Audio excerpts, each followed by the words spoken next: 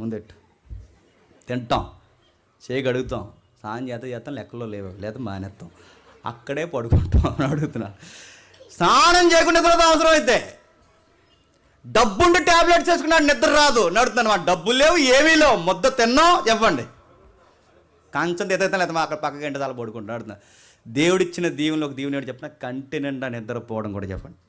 Blessings అవి. తిన్న జరగడం బ్లెస్సింగ్స్ అవి.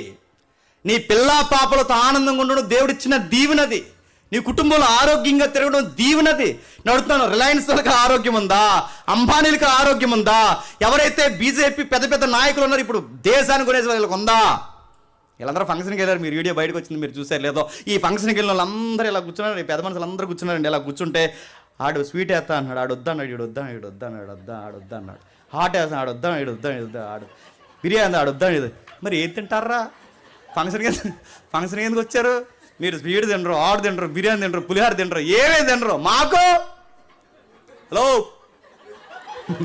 అడుగుతాం, కడిగి పడేస్తాం, ఆకుని తినేస్తాం, అరిగిపోతాయి.